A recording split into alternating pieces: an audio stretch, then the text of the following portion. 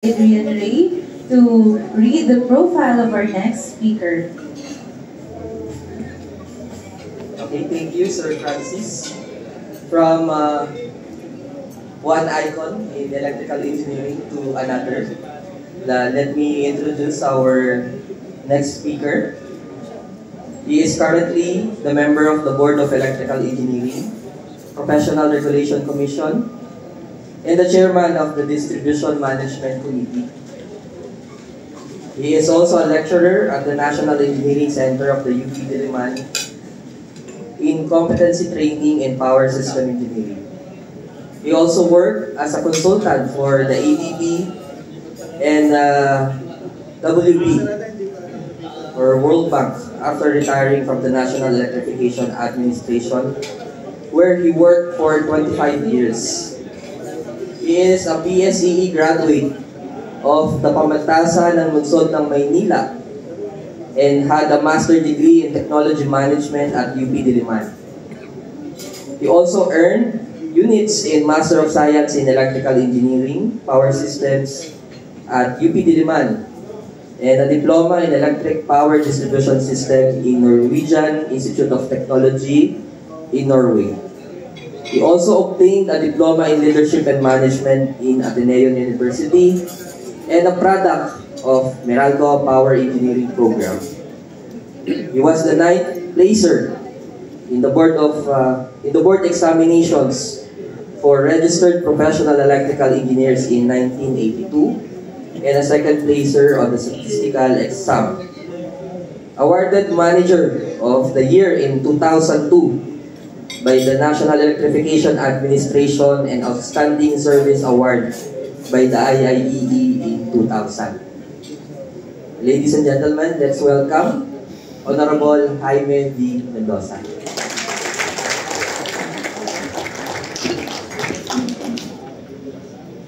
Maraming salamat, Andrea. Mas mahaba yung introduction mo kaysa sasabihin ko.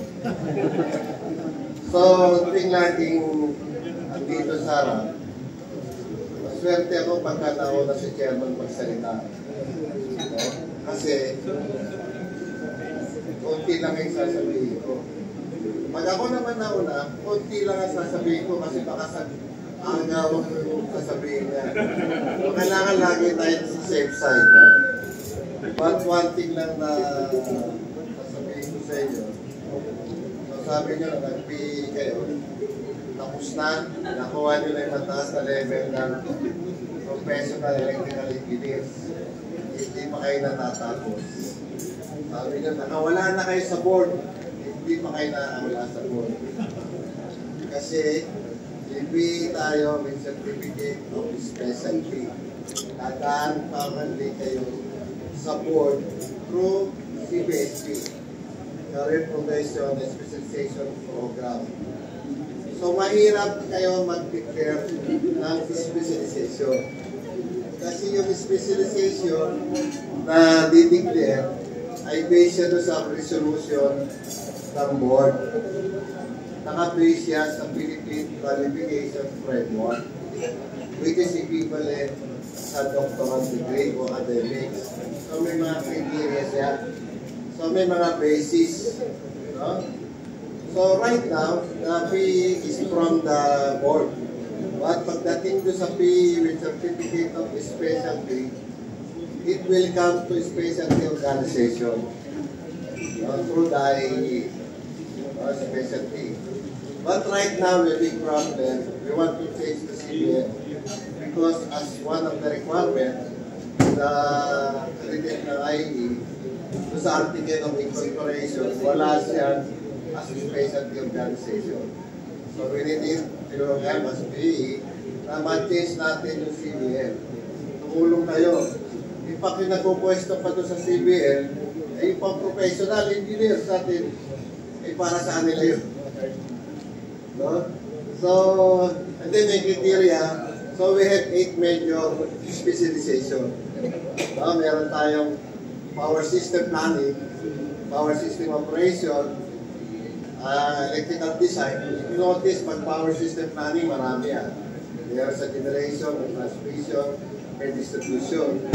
Kailangan akwan, may retailing kayo.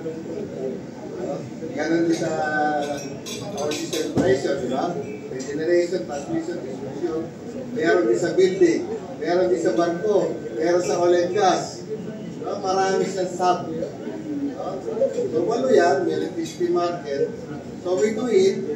No? Ang kinaman nito, we do it for the last 3 years. No? 3 taon yan. No, ang ginagawa natin, and luckily, our organization ay provide the platform, yung through Mitran.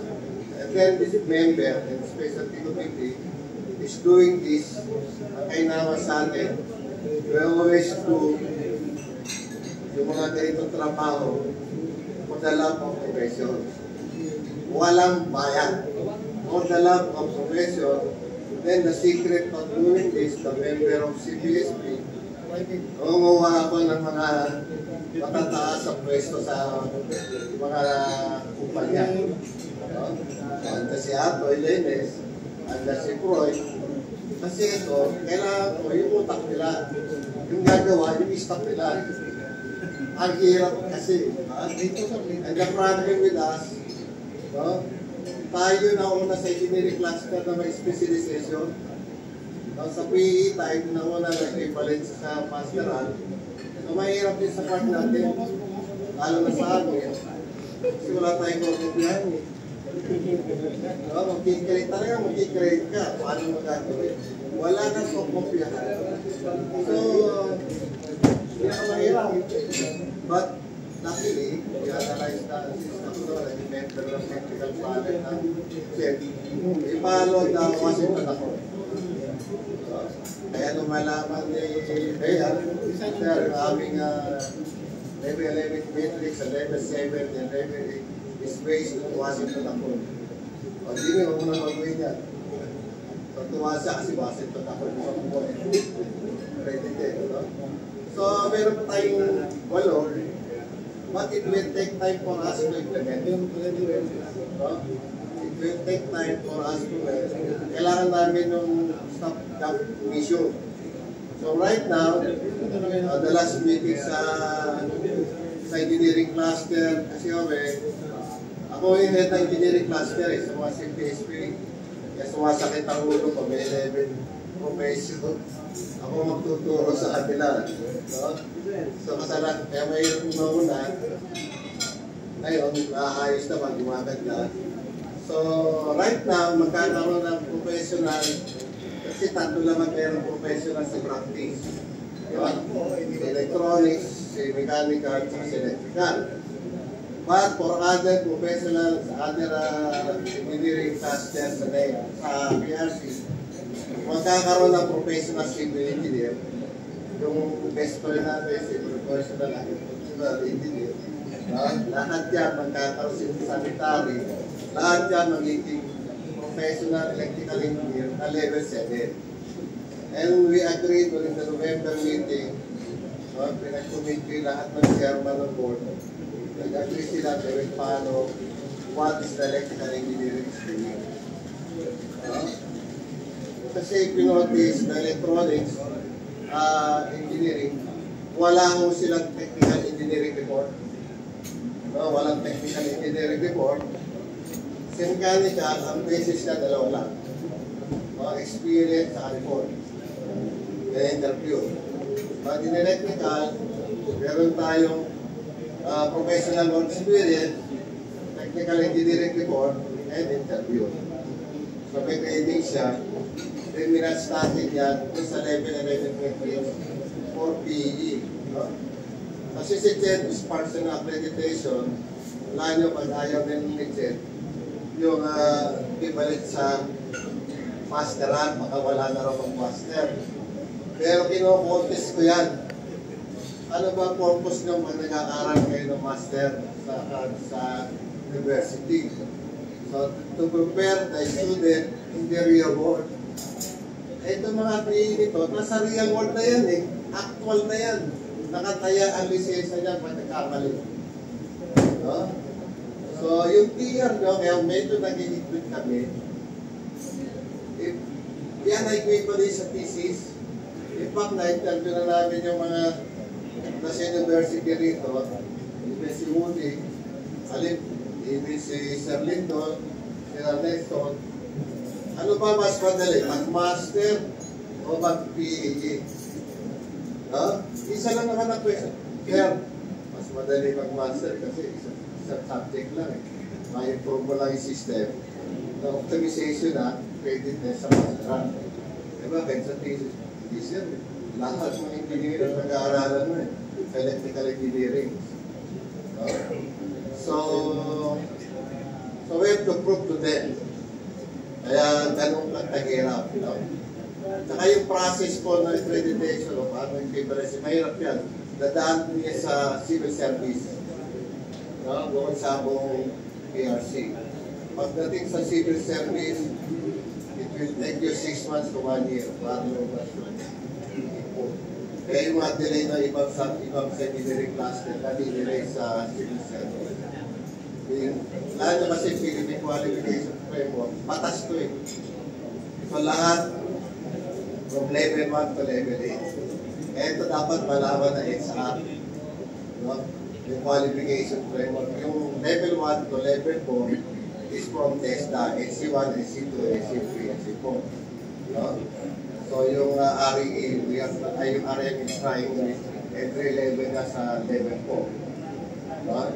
So although we are not trying to do pa sa RM, we concentrate to sa REA which is equivalent to level 6. So yung PE is equivalent to level 7. Yung PE with certificate of specialty will become level 8. Yes.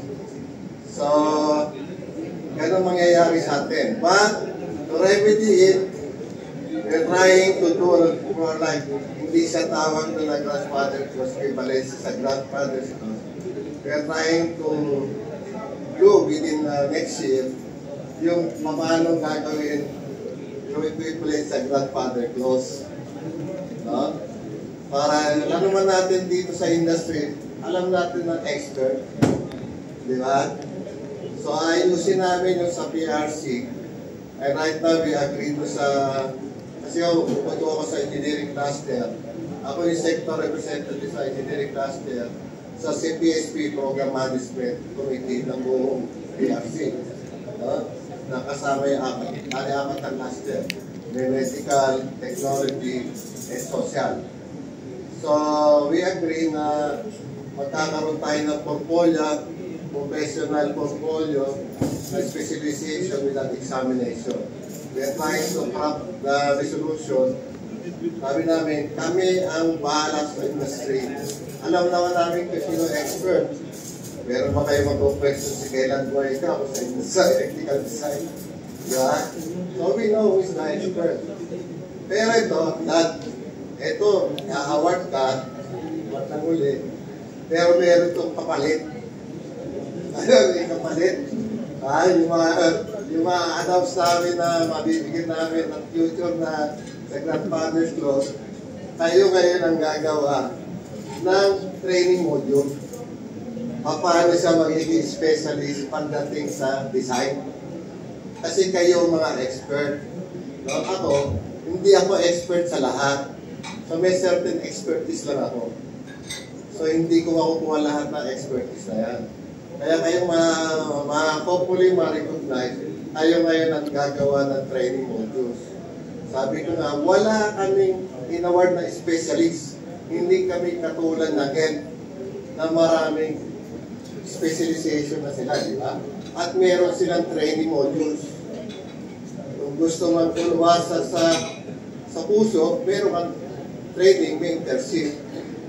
That will come later once we're a specialist. So, it will take time. Matrabaho sa atin yan, tayo mga professional level. So, sa atin. So, marami tayong gagawin pa. No? And hopefully, yung ginagawa namin sa dami na sinabi nga ni Chairman, 4,000 na kayo mga PE bago. Pero nakaka-receive pa rin kami ng complaint, inumbusman pa rin kami. No? So, despite na so many na ginagawa na, wala daw kami ginagawa sa board. So, yun ang mahirap, ano? So, we push the time, but so okay lang yan. That's part. No? And of course, wala. Itong RA7920, wala akong top notch, sir. Sa na kayo. So, RA184 ako. No? Kaya meron top notch, sir. At for this, wala, no? So, hopefully, maraming challenge sa inyo sa ating organization, lalo na kayo sa UP. Gagawa ka rin kayo ng modules na kayo special. So, hopefully, magawa natin yan. Kami, naglatag lang kami sa board, ano yung mga resolution, ano yung approve na ho yan, ano? So, transition, and we don't expect na forever kami sa board. No, we don't expect it. So, actually, I spent 25 years in NEA, in government service. Next year, it's my 20th anniversary as board. No? So, medyo mahirap na rin ako, ano? So, sa 20 years. So, kailangan lang i-ayos natin, ilatag natin. So, I'm just happy with PRC. Supposed to be, ang term ko is 6 years lang. Sabi ko, pagdating ko na senior, tapos na ako sa obligasyon.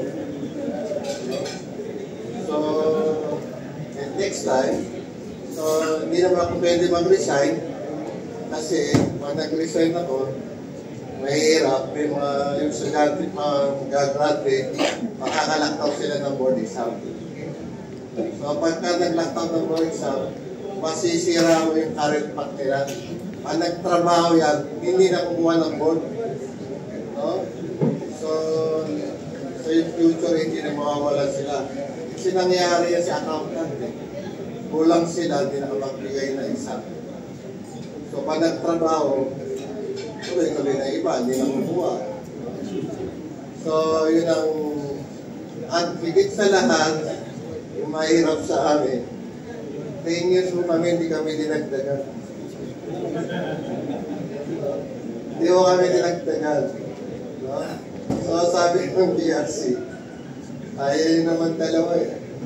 Sama rin pala kayanin, kaya dalawa ayaw yung nagdagan. No? Marami naman, marami kami exam. Ang 3 exam namin, marami PA, meron pa regional conference. No? Impact na, yung mga ilang regional conference tayo, tapos may UP pa. Diba? So, pasensya na kayo, mag-divide natin yan. At meron din naman doon sa abroad. No? Gusto nila, Friday, mag-virtual message ka. No? Bisa nakakalimutan mo na rin. Eh. No? So, ipabalansin mo. In fact, meron kaibigan sa medicine, kaka-appoint lang. 2 years lang, kausap kami. Sabi niya sa akin, magre-resign na ako. Bakit kami ito? Naka-appoint mo lang eh. Dalawang taon ka lang. Ang hirap pala ng trabaho sa board. Ang hirap pala ng trabaho sa board. Kasi kala nila magbibigay ng exam. No? So marami nung kaming ginagawa sa board. Hindi lang ako exam.